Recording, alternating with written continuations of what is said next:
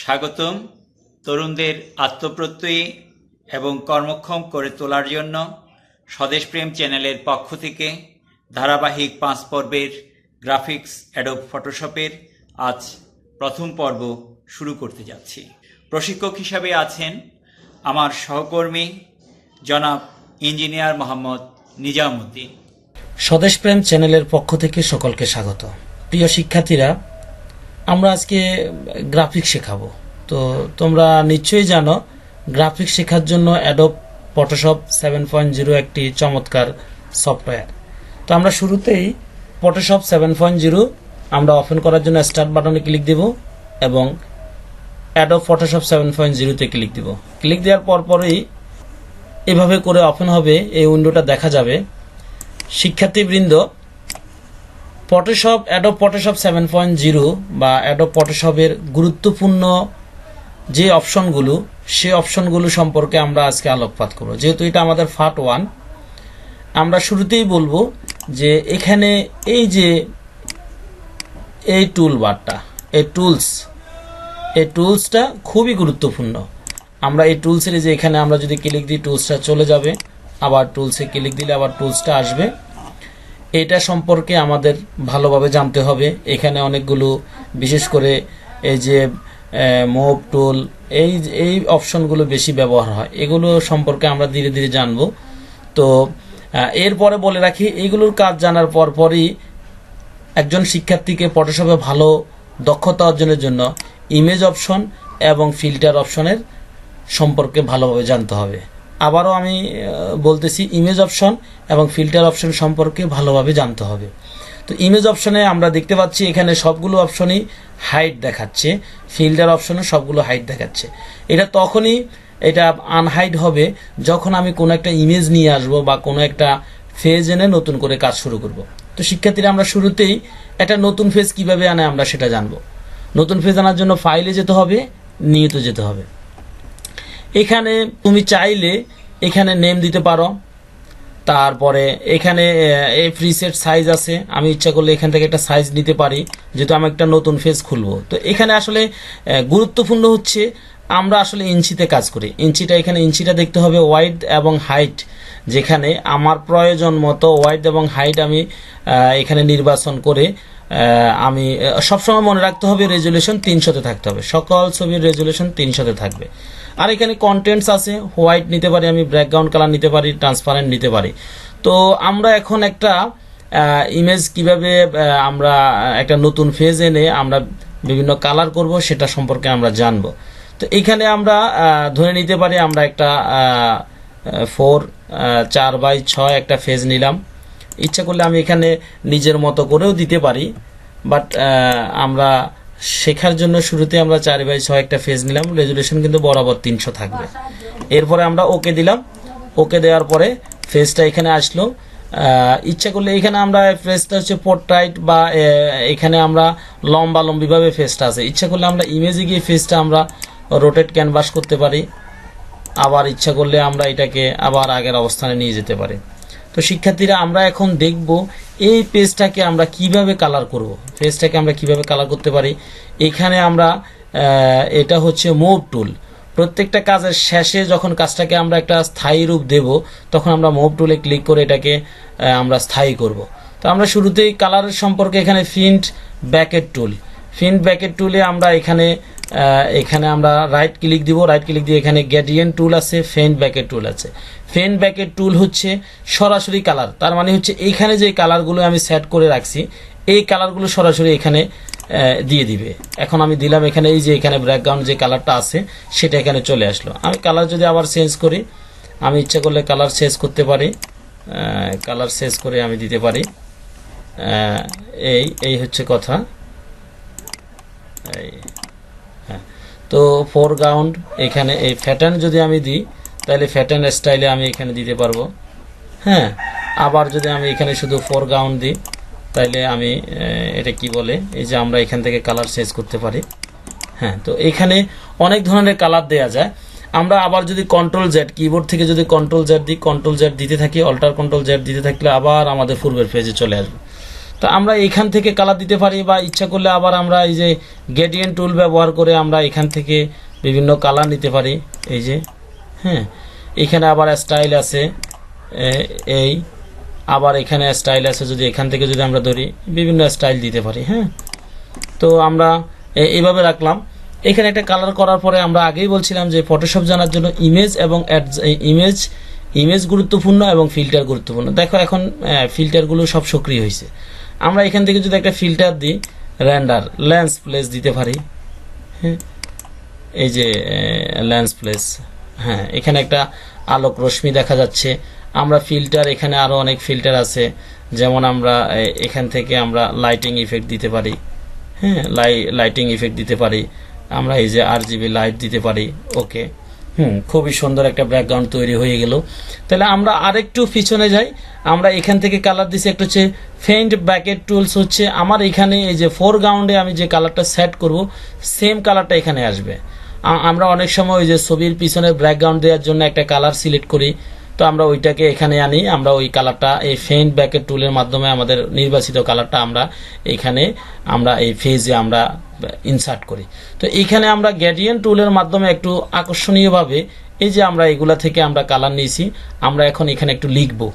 লেখার জন্য আমরা এই যে এখানে এই অপশনটা আমরা ব্যবহার করতে পারি। এখানে লেখার বিভিন্ন স্টাইল আছে, হরিজন্টাল টাইপ টুল আছে, ভার্টিক্যাল টাইপ টুল আছে। তো আমরা হরিজন্টাল টাইপ টুল আমরা এখানে লেখার জন্য এটা সিলেক্ট দিলাম। সিলেক্ট দেওয়ার পরে শিক্ষার্থীরা দেখো এখানে ক্লিক দেওয়ার সাথে সাথে কার্সরটা এখানে কি হচ্ছে, একবার উজ্জ্বল হচ্ছে, একবার অনুজ্জ্বল হচ্ছে। তো এখান থেকে মূলত আমরা লিখতে পারবো। সাপোজ আমরা যদি লিখি টাইপ, আমরা এখানে বাংলায় করা আছে, এখানে বাংলা ইংরেজিতে এটা, এখান থেকে আমরা শুরুতেই প্রথম ফন্টটা সিলেক্ট করবো। এখানে তন্নি বাংলা এম যে মানে বাংলা, তো আমরা টাইমস নিউ রোমান হচ্ছে ইংরেজির জন্য, আমরা এটাকে এন্টার দিয়ে করলাম। এখানে হচ্ছে সাইজ, আমরা এখান থেকে ইচ্ছা করলে সাইজ 24 বা আরো ছোট বড় সাইজে নিতে পারি, 30 নিলাম। আমরা এখানে সিলেক্ট করলাম, একটা নাম সিলেক্ট করে একটা লিখি, ইঞ্জিনিয়ার নিজামুদ্দিন লিখলাম, নিজামুদ্দিন। আমাদের চ্যানেল নাম লিখতে পারি স্বদেশ প্রেম। আমরা এই যে বলছি না, আমরা যে কোনো কাজ আমরা এই মুভ টুলের মাধ্যমে আমরা কি করতে পারি, এটাকে স্থানান্তর করতে পারি বা এটাকে ফিক্স করতে পারি। তো আমরা এখানে ইঞ্জিনিয়ার নিজামুদ্দিন স্বদেশ প্রেম লিখলাম। আমরা এই লেখাটাকে বিভিন্ন স্টাইলে আবারও একটু দেখাই। আমরা যখন এখানে সিলেক্ট করব তখন আমার লেখার এখানে কালার আছে, আমি কালার সিলেক্ট করতে পারি, কালার দেখাইতে পারি। তারপরে হচ্ছে আমি ভিন্ন কালার নিতে পারি, বিভিন্ন কালার আছে। আমি যদি হলুদ নিই, এখানে কালারটা নিলাম। আমি ইচ্ছা করলে আমরা এই লেখাটাকে বাঁকা করতে পারি, বাঁকার জন্য এখানে আছে, এই যে আমরা এখানে বাঁকার জন্য বিভিন্নভাবে বাঁকা করতে পারি। এগুলো শিক্ষার্থীরা তোমরা এগুলো অবশ্যই বাসায় প্র্যাকটিস করবে, আমরা এগুলো করতে পারি। তারপরে আমরা আবার এটা সিলেক্ট করে ইচ্ছা করলে আমরা এখানে এটারে বোল্ড করতে পারি, এটা সবাই তোমরা জানো। ইচ্ছা করলে আমরা এটারে আরও একটু যদি নান্দনিক স্টাইল যদি আমরা করতে চাই, আমরা এখানে সিলেক্ট করব। সিলেক্ট করে এই অপশনটাতে আমরা ক্লিক দিব। এটা হচ্ছে অ্যাড এ লেয়ার স্টাইল, এটাকে বলা হয় লেয়ার স্টাইল। তোমরা নিশ্চয়ই জানো, যেহেতু ফটোশপ শেখার তোমরা চিন্তা নিয়ে ফটোশপ শিখতেছো একটা উদ্দেশ্য নিয়ে, গ্রাফিক্সের প্রত্যেকটি কাজই লেয়ার ভিত্তিক হয়ে থাকে। আমরা এখানে দুইটা লেয়ার, যে ব্যাকগ্রাউন্ড করলাম এটা একটা লেয়ার, আমাদের লেখাটা একটা লেয়ার। তো আমরা এই লেয়ারটাকে সিলেক্ট করে আমরা স্টক করতেছি এখানে আরেকটু ভিন্ন স্টাইল দেওয়ার জন্য। এই যে এখানে আমরা ইচ্ছা করলে এটার বিভিন্ন স্টাইল আছে, এগুলো আমরা সিলেক্ট করে আমরা বিভিন্ন কালার করতে পারি। এখন যদি আমি এটাকে যদি একটু সাদা স্টাইল করতে চাই, তাহলে আমি এখান থেকে কালার চেঞ্জ করতে পারি। এই যে কালার, এখান থেকে দিলে এই কালার হচ্ছে, এখান থেকে দিলে এই কালার হচ্ছে, এখান দিলে এই কালার হচ্ছে। হ্যাঁ, বিভিন্ন স্টাইলের কালার আমরা চেঞ্জ করতে পারি। এটা আমরা করলাম। আবার যদি আমি এখান থেকে গ্রেডিয়েন্ট যদি উঠাই দিই, স্টক উঠাই দিলে তো আমার এরকমই থাকতেছে। এখানে আমার নয়, আমি একটু কমাই দেব। হ্যাঁ, ব্যাস একটু কমাই দিলাম। এখানে আমরা একটু যদি এই কালার যদি নিই, দিয়ে দিলাম। ওকে, তাহলে শিক্ষার্থীরা আমরা এখন কি করলাম, আমরা একটা লিখলাম। লেখার পরে আমরা এখানে কি করলাম, এগুলোকে আমরা কালার করলাম, বিভিন্ন স্টাইল করলাম। এই যে এখান থেকে স্ট্রোক দিলাম, তারপরে এখান থেকে রং দেওয়া যায়, এটা থেকে লেখার বিভিন্ন স্টাইল করা যায়, ফ্ল্যাগ স্টাইল, অনেকগুলো স্টাইল আছে, এই যে এগুলো করা যায়। তো আমরা এটা শিখলাম। এটা মূলত আমরা পার্ট 1 হিসেবে দেখতেছি। আমরা ফটোশপ 7.0 শেখার জন্য, অ্যাডোব ফটোশপ শেখার জন্য আমরা টিউটোরিয়ালকে বিভিন্ন পার্টে আমরা করেছি, সন্নিবেশন করেছি। তো আমরা এটা প্রথম পার্ট শেষ করতেছি, আমরা পর্যায়ক্রমে দ্বিতীয় তৃতীয় পার্ট এভাবে করব। তোমরা এইভাবে করে একটা ব্যাকগ্রাউন্ড তৈরি করে পরবর্তী ক্লাসের জন্য প্রিপারেশন নেবে। এখন আমরা আসলে এটাকে সেভ করার একটা ফরম্যাট তোমাদের সাথে আলোচনা করব। সেভ দুইভাবে করা যায়।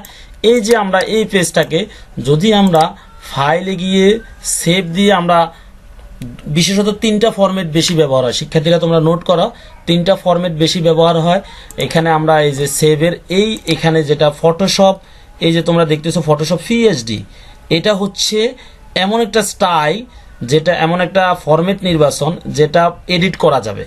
আর আরেকটা আছে স্টিল পিকচার, সেটা হচ্ছে জেপিইজি, এটা এবং পিএনজি, এই দুটো আমরা ব্যবহার করি গ্রাফিক্সের ক্ষেত্রে। তবে এগুলো আমরা স্টিল পিকচার হয়ে যায়, আমরা এডিট করতে পারবো না। এডিট করলে এটাকে অন্য স্টাইলে এডিট করতে হবে, বাট লেখা অন্য লেয়ারগুলোকে আমরা কি করতে পারবো না, মুভ করতে পারবো না। যদি আমরা পিএইচডি হিসাবে যদি করি, আমরা দুইটাই সেভ করে দেখি। আমরা একটা কাজ করি, আমরা ডেস্কটপে একটা ফোল্ডার করে আমরা একটা ফোল্ডার করব। ফোল্ডার করে এখানে আমরা গ্রাফিক্স নাম দিলাম, গ্রাফিক্স নাম দিয়ে আমরা এখানে এটা আমরা ধরলাম 01 দিয়ে সেভ করলাম পিএইচডি। আমরা একটু দেখি কীরকম হয়। এটা সেভ করলাম পিএইচডি দিয়ে। আবার একই জিনিস যেহেতু ভিন্ন নামে সেভ করতে হবে, তাহলে সেভ আজে যেতে হবে। আমরা এটাকে করি আমরা জেপিইজি দিয়ে, এটা আমরা করব 2 দিয়ে আমরা সেভ করব। তাহলে আমরা 2 দিয়ে সেভ করলাম। আমরা এখানে কিন্তু কোয়ালিটি সবসময় জেপিইজি দিতে গেলে এখানে আমাদের 12 রাখতে হবে বা 10ও রাখা যায়। ওকে দিলাম। এখন আমরা কেটে দিলাম। কেটে দিয়ে আমরা আবার ইচ্ছে করলে ফাইল থেকে আবার আমরা ওইটা ওপেন করি। এটা এই যে এখানে একটা চিহ্ন দেখা যাচ্ছে, এটা দেখেই বোঝা যাচ্ছে এটা পিএইচডি। জেপিইজিটা কিন্তু মুভ করা যাবে না, এই যে একটা লেয়ার, দেখো একটা লেয়ার। আর আমরা যদি এটাকে পিএইচডিটা ওপেন করি, তাহলে এখানে হচ্ছে আমরা মুভ করতে পারতেছি। এই যে লেয়ার, এখানে 2টা লেয়ার, আমরা ইচ্ছা করলে মুভ করতে পারতেছি। তাইলে শিক্ষার্থীরা আমরা বুঝতে পারছি জেপিইজি এবং পিএইচডি কি। ধন্যবাদ তোমাদেরকে। ইনশাল্লাহ আমরা নেক্সট ক্লাসে খুব সুন্দরভাবে বুঝাবো। তার আগে আমরা যে ব্যাকগ্রাউন্ডটা করেছি, সেটা দিয়ে আমরা যে একটু আগে যে ব্যাকগ্রাউন্ডটা তৈরি করছি, সেটা আমরা সেভ করব। সেভ করেছি এখান থেকে। এখন আমরা রেখেছিলাম এই যে এখানে দেখো, আমরা আমাদের এই যে পেজটা আমরা ওপেন করে আমরা এটাকে ব্যাকগ্রাউন্ডে সেট করি। Set as desktop, set as background. দেখো কেমন হচ্ছে, এই দেখো আমরা এই জিনিসটা একটু সেট করলাম, খুবই সুন্দর লাগতেছে। ধন্যবাদ শিক্ষার্থী সকলকে। নেক্সট ক্লাসে দেখা হবে অ্যাডোব ফটোশপ পার্ট 2 নিয়ে।